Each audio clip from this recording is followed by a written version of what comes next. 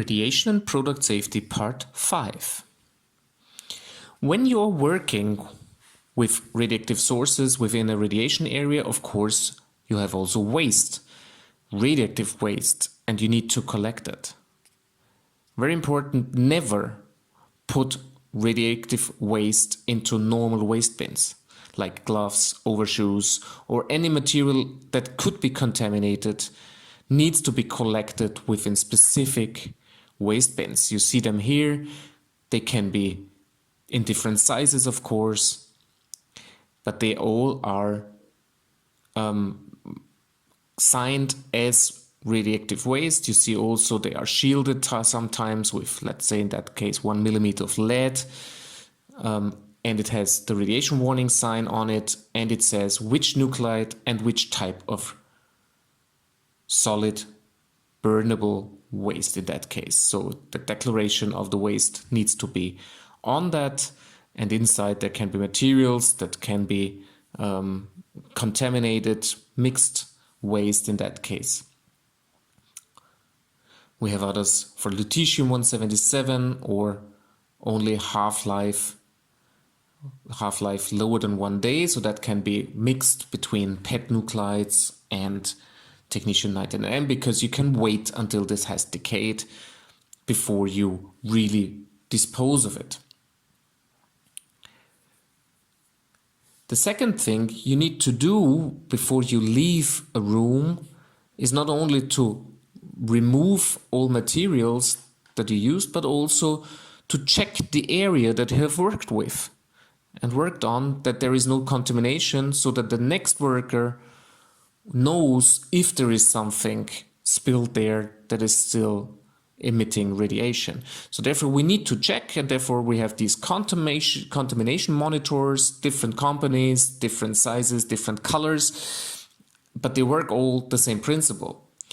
So they can measure the radiation intensity that is present, but be sure that the value that you measure is not directly in becquerels. You can use some nuclides that are pre-entered and can change that, but normally you will do that in impulses per second, IPS, which is just every single impulse that is registered within that device gives you a number. But this is not directly correlating to becquerels. How do you do that? You put that contamination monitor in a very short distance over the surfaces, slowly moving. You can also have sound with that, as we know from different films. And then you have that beeping sound or like dut, dut, dut, dut, dut, dut, dut. And if there is some radiation source, you will definitely hear and see on the monitor. Here we have nothing, so we have worked without spilling something, just to show you that this is working. Here you get the beeping sound, and of course there is some radioactive sources. You see the high values, so you will definitely see and recognize if there is something around you. If there is a contamination, what do we do then?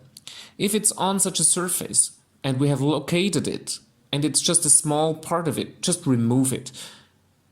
Use these different detergents like Count Off spray or something like that.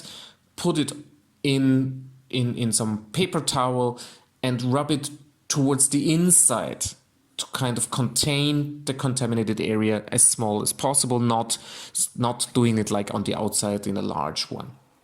And then, of course, this also needs to be put into the specific waste bins as this material is now contaminated. Then you check again. If it's removed, that's fine.